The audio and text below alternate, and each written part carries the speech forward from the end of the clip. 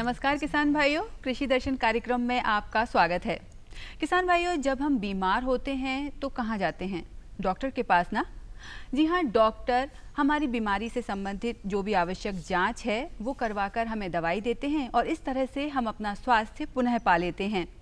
क्या आप जानते हैं कि इसी तरह से हमारी फसलें, पेड़ पौधे, यहाँ तक कि हमारी मिट्टी भी बीमार होती है?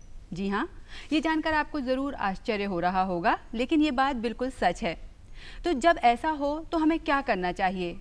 हमें कहाँ जाना चाहिए जिससे हमारे पेड़ पौधे और मिट्टी फिर से स्वस्थ हो जाएं? इन सभी सवालों के जवाब आपको मिलेंगे हमारे आज के इस अंक में। लेकिन अभी वक्त हो गया है कृषि समाचारों का, तो आइए देखते हैं खबरें खेती की और मंडी भाव।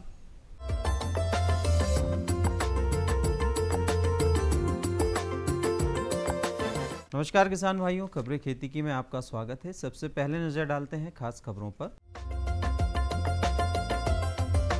54 लाख हेक्टेयर में रबी की बुआई, 20 लाख किसानों को मिलेगी बीमा राशि। गेहूं में जस्ते की कमी पूरा करें। आलू में समन्वित कीट रोग प्रबंधन। खाद्यजन्य विषाक्तता से पशुओं को बचाएं। देश में किसानों द्वारा रबी फसलों की बुआई शीघ्रता से की जा रही है। अभी तक 55 लाख हेक्टेयर में रबी बुआई की जा चुकी है। इसमें सबसे अधिक 22 लाख हेक्टेयर में चना बोया गया है। गेहूं की बुआई 25 लाख हेक्टेयर में हुई है। धान उत्पादक क्षेत्रों में गेहूं की बुआई अब शुरू हो रही है। प्रदेश में इस साल ठंड का मौसम जल्दी शुरू होने से रबी फसलों विशेषकर गेहूं की फसल को फायदा होने की उम्मीद है। रबी की अन्य फसलों जैसे मसूर एवं मटर की बुआई 4-4 लाख हेक्टेयर, राई सरसों 6 लाख हेक्टेयर एवं अलसी की बुआई 70,000 हेक्टेयर में हुई है। इस साल 117 लाख हेक्टेयर में रबी फसलें बोने का लक्ष्य रखा गया है। राष्ट्रीय फसल बीमा योजना में खरीफ 2015 में सूखे से प्रभावित मध्य प्रदेश के 20,45,794 किसानों के बैंक खाते में 4,414 करोड़ की राशि इस माह समायोजित की जाएगी। मुख्यमंत्री शिवराज सिंह चौहान ने कहा कि आज़ादी के बाद देश में पहली बार किसी राज्य को फसल बीमा की अब तक की सबसे बड़ी दावा राशि प्राप्त हुई है। मुख्यमंत्री ने बताया कि राज्य सरकार द्वारा किसानों को खरीफ 2015 में सूखे के कारण हुए नुकसान की भरपाई के लिए प्रदेश में राष्ट्रीय कृषि बीमा योजना का सफल क्रियान्वयन किया गया है। गेहूं की कई किस्मों में जस्ते की कमी के लक्षण बिजाई के 5 से 6 सप्ताह बाद नजर आना शुरू हो जाते हैं। नीचे से पहली पत्ती को छोड़कर अन्य पुरानी पत्तियों का हरा रंग भद्दा पड़ना शुरू हो जाता है। इसके तुरंत बाद धारियों के बीच स्थान पर सफ़ेद या पीले छोटे धब्बे बन जाते हैं। ये फिर बढ़ते बढ़ते एक दूसरे से मिल जाते हैं और आकार में बड़े हो जाते हैं। अधिक कमी होने से नई पत्तियों और तने के पास भी जहां पत्ती मिलती है पीले धब्बे आ जाते हैं। बीज के धब्बे सूखे भाग को छोड़कर पत्ती गिर भी जाती है। बालियां देर से निकलती हैं व दानों का आकार छोटा रह जाता है। तने की गांठों की दूरी कम हो जाती है। जस्ते की कमी दूर करने के लिए जिंक सल्फेट खेत की बिजाई से पहले आखिरी जुताई पर 10 किलोग्राम प्रति एकड़ डालें। यदि बिजाई के समय जिंक सल्फेट न डाला हो तो जस्ते की कमी दिखाई दे तो खड़ी फसल में छिड़काव की ही सबसे उत्तम विधि है। इसके लिए 0.5% जिंक सल्फेट के घोल को 0.25% यूरिया के घोल में मिलाकर कपड़े से छानकर 5 से 6 सप्ताह की फसल में छिड़काव करें। आलू की फसल में प्रमुख कीट प्रत्यक्ष व अप्रत्यक्ष रूप से नुकसान पहुंचाते हैं। अप्रत्यक्ष रूप से नुकसान पहुंचाने वाले कीट विभिन्न विषाणुओं के वाहक बनकर स्वस्थ पौधों में भी इन्हें पहुंचाते हैं तथा ये विषाणु फसल की अत्यधिक पैदावार कम कर देते हैं, जैसे माहू, सफ़ेद मक्खी व रसात कीट। इनमें समन्वित नियंत्रण के लिए बीज की फसल में फोरेट 10G व इमिडाक्लोरोप्रिड का प्रयोग करना चाहिए। खाद्यजन्य विषाक्तता से पशुओं को बचाना अत्यंत आवश्यक है। इसके लिए पशुओं को कम बढ़ी हुई ज्वार, बाजरा, चरी की फसल नहीं खाने दें। बोने या सूखकर ऐंठे हुए पीले मुरझाए पौधों को चारे के रूप में उपयोग न करें। चारा उपचारित करने हेतु लाई गई यूरिया एवं यूरिया के घोल को पशुओं की पहुंच से दूर रखें। उपचारित चारे को थोड़ी थोड़ी मात्रा में आहार के साथ देते हुए 8 से 10 दिन में पर्याप्त मात्रा में यूरिया उपचारित चारा दें। 6 माह से कम उम्र के एवं अस्वस्थ पशुओं को यूरिया उपचारित चारा न खिलाएं। पशु में खाद्यजन्य विषाक्तता के लक्षण प्रकट होने पर तुरंत ही निकटतम पशु चिकित्सक से संपर्क कर पशु का उपचार कराएं। किसान भाइयों, खबरें खेती के में बस इतना ही। आप देखिए मंडी भाव और मुझे दीजिए आज्ञा। नमस्कार।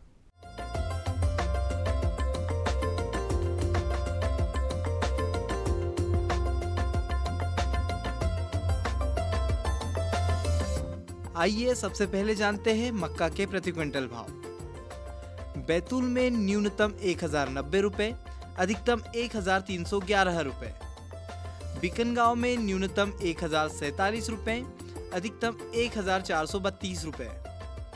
मंदसौर में न्यूनतम 1276 रुपए, अधिकतम 1579 रुपए। नीमच में न्यूनतम 1353 रुपए, अधिकतम 1760 रुपए। आइए अब जानते हैं गेहूं के प्रति क्विंटल भाव। सिंगरौली में न्यूनतम 1525 रुपए, अधिकतम 1600 रुपए। सतना में न्यूनतम 1750 रुपए, अधिकतम 2000 रुपए। राजगढ़ में न्यूनतम 1950 रुपए, वही अधिकतम 2101 रुपए। नरसिंहगढ़ में न्यूनतम 1900 रुपए, अधिकतम 2125 रुपए। आइए अब जानते हैं सोयाबीन के प्रति क्विंटल भाव। सारंगपुर में न्यूनतम 2800 रुपए, वही अधिकतम 2876 रुपए। सतना में न्यूनतम 2421 रुपए, अधिकतम 3120 रुपए। खरगोन में न्यूनतम 2301 रुपए, अधिकतम 2931 रुपए। जबलपुर में न्यूनतम 2630 रुपए, वही अधिकतम 2750 रुपए रहा।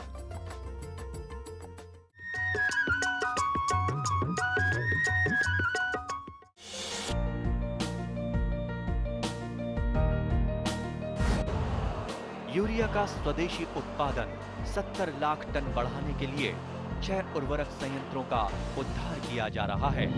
FCIL के गोरखपुर, सिंदरी, तलचर और रामागुंडम संयंत्र, HFCL की बरौनी इकाई और BVFCL की नामरू फोर्थ।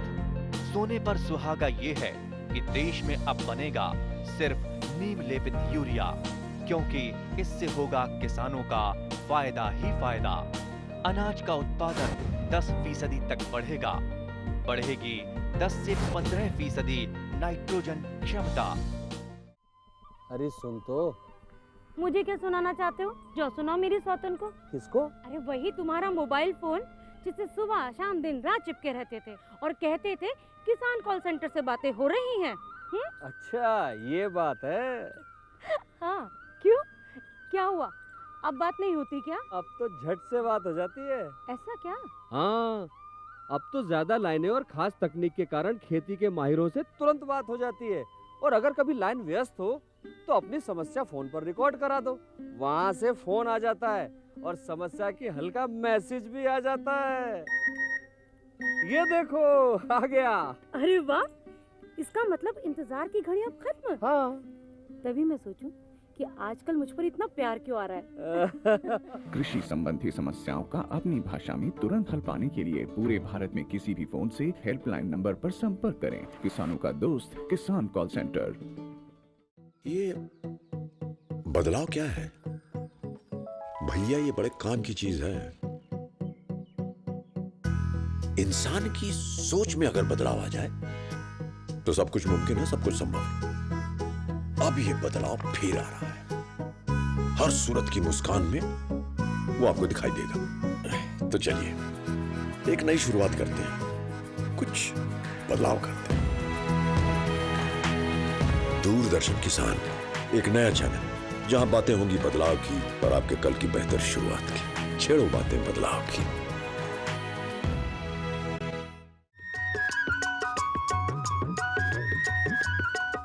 किसान भाइयों, समाचारों पर जाने से पहले हम बात कर रहे थे हमारी मिट्टी के स्वास्थ्य की। जी हाँ, हमारी मिट्टी के स्वास्थ्य को बनाए रखने के लिए मृदा परीक्षण बहुत ज़रूरी है। इसमें मिट्टी के नमूने लेकर उसका परीक्षण किया जाता है, जिससे हमारे किसान भाइयों को ये पता चल जाता है कि मिट्टी में कौन कौन से आवश्यक पोषक तत्व हैं या किस किस तत्वों की कमी हो गई है। और इस जानकारी के आधार पर हमारे किसान भाई उर्वरकों का सही और संतुलित मात्रा में उपयोग करके मृदा का स्वास्थ्य बना सकते हैं। और आइए इसी विषय पर जानकारी देने के लिए हमारे विशेषज्ञ को हमने आमंत्रित किया है, डॉक्टर RJ तिवारी, जो कि कृषि वैज्ञानिक हैं, कृषि विज्ञान केंद्र देवास में। इसी विषय पर उनसे और जानकारी प्राप्त करते हैं। मृदा स्वास्थ्य 3 चीज़ों के ऊपर निर्भर करता है। पहला मृदा की भौतिक दशा, दूसरी रासायनिक दशा, तीसरा जो है जैविक दशा। मृदा की भौतिक दशा में मृदा की किस प्रकार की मिट्टी होती है, कि हमारी मिट्टी में सैंड कितना है, सिल्ट कितना है, क्ले कितना है, या उसमें कंकड़ पत्थर की मात्रा कितनी पाई जाती है, ये मृदा की भौतिक दशा बताता है ये। और दूसरा होता है मृदा की रासायनिक दशा। रासायनिक दशा में मृदा की जो पोषक तत्व पाए जाते हैं और जो उसमें अम्लीयता क्षारीयता होती है, ये मृदा की रासायनिक अवस्था बताती है। तीसरा जो है मृदा की जैविक दशा।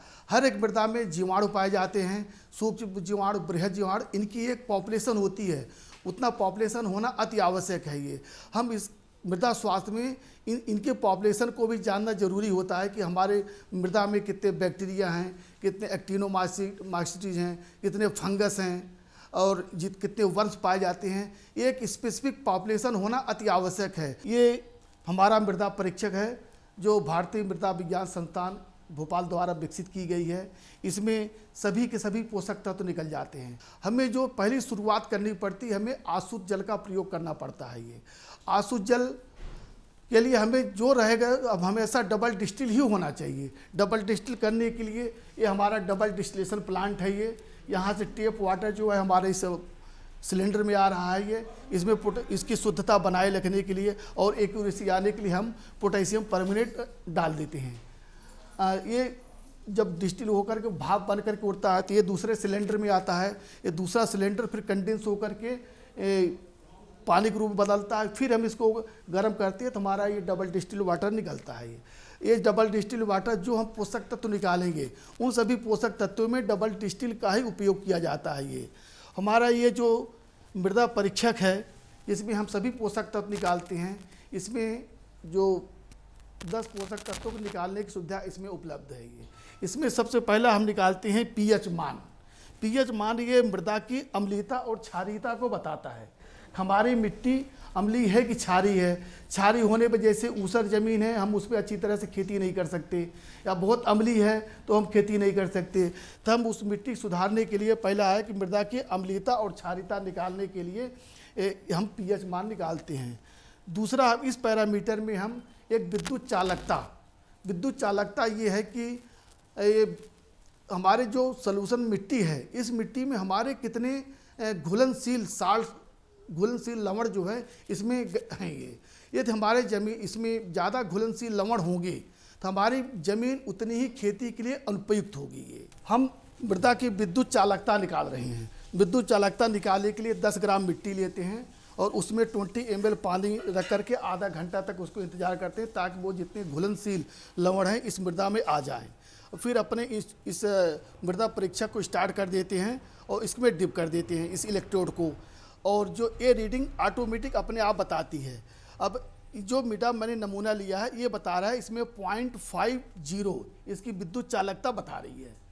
अगर 1 से नीचे है तो हमारी वो मिट्टी हमारे खेत के लिए उपयुक्त है। यदि 1 से ऊपर है तो थोड़ा दिक्कत आती है, लेकिन 2 के ऊपर जो है हम खेती करने योग्य इस मिट्टी को नहीं मानते हैं। ये तो ये हमारा जो बता रहा है करीब 0.50 बता रहा है, जो हमारे फसल के लिए बहुत ही उपयुक्त है। ये अब फिर जब हम दूसरा सैंपल लेते हैं तो सीधे जो है डायरेक्ट दूसरे हम सैंपल में डिप नहीं करते। सबसे इसको जो है हमारे पास वॉश बॉटल है, ये वॉश बॉटल से इसको धो देते हैं ताकि पुराने जो मृदा नमूना लिया गया है उसका जो है रेसिडुअल इफेक्ट ये पूरा ख़त्म हो जाए, उसका कोई असर ना रहे। इसके बाद जो है हम इसको, ये टिश्यू पेपर मेरे पास है, इस टिश्यू पेपर अच्छी तरह इसको वाइप कर देते हैं। वाइप करने के बाद फिर हमारा ये दूसरा नंबर का सैंपल है, इस दूसरे सैंपल लगा करके इसमें जो है हम डिप कर देते हैं। करीब 4 या 5 सेकंड ही लगती हैं। ये अपना रीडिंग जो है, अब जी इसका ये है कि अभी जो पहले मैंने नमूना बताया था वो 50 था, इसका 0.54 आया। तो हमारे जितने नमूने रहते हैं वो सबके अलग अलग जो रीडिंग आती है उसको नोट करते हैं, फिर उसी अनुसार हम किसानों को सलाह देते हैं। हमारे जो विश्लेषण में कोई चीज़ जो निकलने के बाद ये समान अवस्था में पाया जाता है तो हमारे उर्वरक की जो अनुशंसित मात्रा है हम अनुशंसित मात्रा का उपयोग करते हैं। यदि कोई पोषक तत्व की हमारी उपलब्धता ज़मीन में कम बताती है तो उसे हम करीब 1.25 गुना बढ़ा करके देते हैं। यदि हमारे ज़मीन में कोई पोषक तत्व अधिक मात्रा में है तो उसकी जो है 75% ही हम खेत में उर्वरक देने की सिफारिश करते हैं।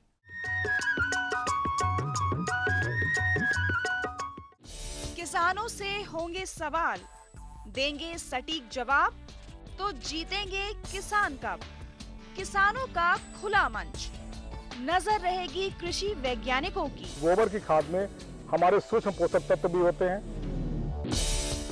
किसान प्रश्न मंच गुरुवार शाम 7:30 पर। डीडी किसान, बदलते भारत की शान। हम आ रहे हैं आपके गांव। सामान्य ज्ञान के पूछेंगे सवाल। भारत दूध उत्पादन में विश्व में किस नंबर पर आता है? और आपके ऑप्शंस हैं ए पहले, बी दूसरे, सी तीसरे या डी चौथे। सही जवाब दिया है। देखें घूमते फिरते रविवार सुबह 7:30 पर। डीडी किसान, बदलते भारत की शान। हर गांव को शिक्षा, हर हाथ को रोजगार, सुविधाएं बुनियादी हो या हो तकनीकों की भरमार, सांसदों की देखभाल से अब बनेगा स्मार्ट गांव। डीडी किसान, बदलते भारत की शान।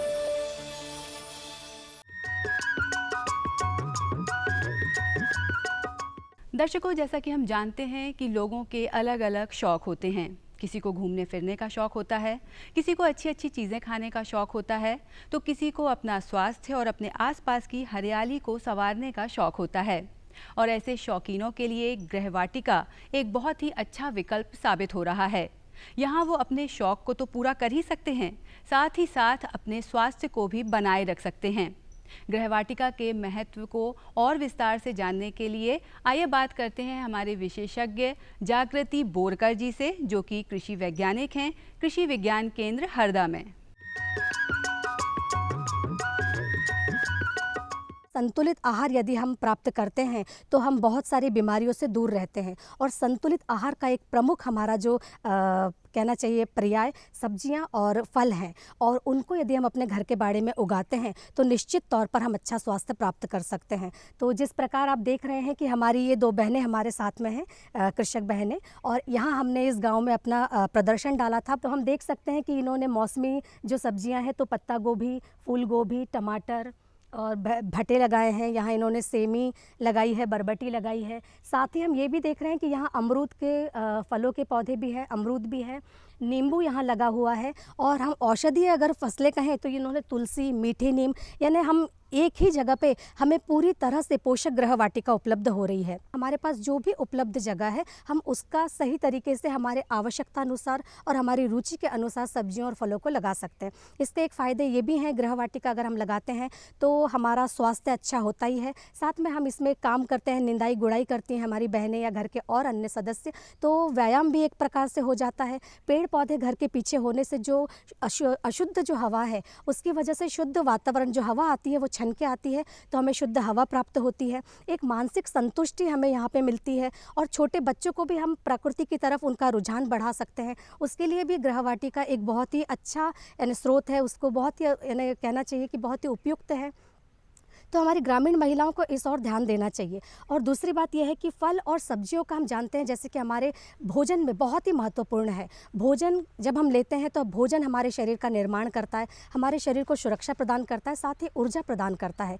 तो सब्जियां और जो फल होते हैं वो हमारे शरीर को सुरक्षा प्रदान करते हैं, क्योंकि उनमें प्रचुर मात्रा में खनिज, लवण और विटामिन पाए जाते हैं। और यदि हमारे भोजन में हमारे जो संतुलित आहार की हम कहते हैं जो थाली यदि हमारी है उसमें यदि सब्जियां और फल की मात्रा कम है तो माने हम कह सकते हैं कि हमारा भोजन असंतुलित रहेगा और हमारा जो स्वास्थ्य है वह ख़राब हो जाएगा। इन्होंने पूरे जैविक तौर पे ये सब्जियां लगाई हैं, इसमें किसी भी प्रकार की कोई रासायनिक दवा, किसी भी रासायनिक कीटनाशक दवा का, रासायनिक खाद का प्रयोग नहीं किया गया है। बिल्कुल पूरी तरह से परिपूर्ण रूप से ये जैविक है। इन्होंने यहाँ पे नाडेप टाका भी बनाया हुआ है जैसा हम देख सकते हैं, और बगल में ही केचुआ खाद की इकाई भी है, वर्मी वॉश है। इसके अलावा ये जैविक कीटनाशकों का इसमें उपयोग करते हैं। तो हम यानी अच्छा स्वास्थ्य हम कहें तो जो कीटनाशक वाली अंधाधुंध कीटनाशक छिड़की हुई दवाइयाँ जो सब्जियाँ जो हमें बाज़ार में मिल रही हैं, तो हमें यहाँ से ताज़ी और शुद्ध सब्जियाँ बिल्कुल हमें यहाँ से उपयोग माने अपने उपयोग के लिए मिलती हैं। तो हम कह सकते हैं कि निश्चित तौर पे हमें इस और अपना रुझान बढ़ाना चाहिए। हमें अपनी जगह का उपयोग करके और ऐसे सदुपयोग माने हमको अपने समय का करना चाहिए, ताकि हमारा स्वास्थ्य अच्छा रहे और जो हमारा इतना जो कहना चाहिए हम जो आज इतनी बीमारियों से ग्रसित हो रहे हैं, खून की कमी, कुपोषण और अन्य जो बीमारियां हमें घेर ले रही हैं, तो हम उनसे निजात पा सकें। आइए बात करें उन लोगों की जो शहरों में रहते हैं, जिनके पास जगह की कमी है। तो उनके लिए भी उनको दुखी होने की कोई आवश्यकता है नहीं। हमारे पास जो भी, जैसे हम कहें, कभी हमारे यहाँ फूटी बाल्टी होती है या हमारे यहाँ कभी बॉटल्स मिलती हैं जो हम फेंक देते हैं, तो या गमलों में हम सब्जियां उगा सकते हैं। हम छत में छोटी छोटी क्यारियां बना के वहाँ हम सब्जियां लगा सकते हैं। हम घर के पीछे यदि हमारा कोई स्टोर यानी पीछे कहना चाहिए कोई वॉश एरिया है, तो उसको भी हम परिपूर्ण रूप से उसमें छोटी छोटी क्यारियां बना के उसमें भी हम सब्जियां लगा सकते हैं। तो ये तो एक बात है कि हमारे मन में इच्छा होनी चाहिए। यदि हमारे मन में इच्छा होगी सब्जियां लगाने की, तो हम उसके लिए मार्ग भी अपना निकाल सकते हैं। तो जैसे मैंने कहा, बाल्टी, यदि बाल्टी फूटी है तो हम उसमें मिट्टी डाल के उसमें छेद छोटे छोटे और कर लें। यदि उसमें प्रॉपर छेद नहीं है तो करके उसमें आप सब्जियां लगाएं। जैसे हम देखते हैं कई बार हम लोग जो वेस्ट बॉटल्स होती हैं, जो हम यूज़ एंड थ्रो वाली बॉटल्स, उसका आप ऊपर से मुंह काट के उसमें आप साइड से या तो ढक्कन बांध के आप साइड से उसको काट कर उसमें भी आप 2-4 बीज लगाएंगे, तो हमारे घर पूर्ति हमारे घर लायक सब्जियाँ हम उसमें, मिर्च है, धनिया है, उसमें हम उगा सकते हैं। इसके अलावा गाड़ियों के हम जो टायर की बात करें, तो कई बार गाड़ियों के टायर ऐसे वेस्ट हम फेंक देते हैं, उसके भी 2 टुकड़े आप कर लें और उसको आप हैंगिंग यानी लटका कर उसमें भी आपने मिट्टी डाल दी, तो आप धनिया के बीज, मेथी, पालक उसमें हम आसानी से उगा सकते हैं। तो हमें जगह, जैसे कहा जाता है, गृह वाटिका के लिए कोई पर्याप्त जगह की आवश्यकता नहीं होती है, लेकिन यदि हमारे मन में इच्छा है तो हम इसको निश्चित तौर पे, अपने जगह हो या ना हो, हम इसको निश्चित तौर पे सब्जियां अपने घर में खाने पूर्ति ज़रूर उगा सकते हैं। शहर से आया है ना तिवारी सेठ, वो जबरदस्ती हम किसानों की जमीन हड़पना चाहता है। रुपया चाहे ईमानदारी से कमाया जाए या बेईमानी से, रुपया रुपया होता है। ऐसा रुपया कभी रास नहीं आता बड़े भैया। आप कौन? तेरे पति का बाप बोल रहा हूँ, समझा दे उसे। अगर वो अपनी जिद पर अड़ा रहा ना, तो इसका अंजाम बहुत बुरा होगा। धरती की गोद में डीडी किसान, बदलते भारत की शान।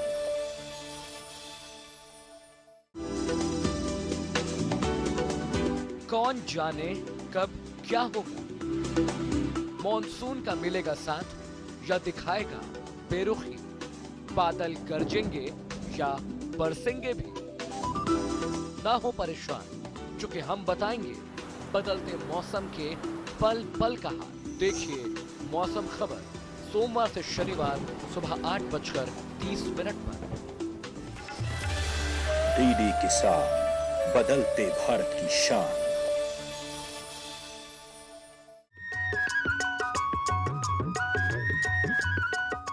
तो किसान भाइयों, ये था हमारा आज का कृषि दर्शन कार्यक्रम, जिसमें हमने जाना कि किस तरह से पौधे और मिट्टी भी बीमार हो सकते हैं और किस तरह से उनकी जांच करके हम उनके लिए इलाज की व्यवस्था कर सकते हैं, जो कि उर्वरक वगैरह, यही हमारी मिट्टी का इलाज होता है, और कैसे हम उनका स्वास्थ्य वापस पा सकते हैं। इसके अलावा गृह वाटिका के रूप में किस तरह से हमारे जो घर पर ही गार्डन लगाने के शौकीन लोग हैं, वो अपना शौक भी पूरा कर सकते हैं और साथ ही साथ अपना स्वास्थ्य भी बनाए रख सकते हैं। हम उम्मीद करते हैं कि ये सभी जानकारियां आपके लिए बहुत ही कारगर साबित होंगी। अगले अंक में हम फिर हाजिर होंगे कुछ नई जानकारियों को साथ। तब तक के लिए मुझे यानी निहारिका को दीजिए अनुमति। नमस्कार।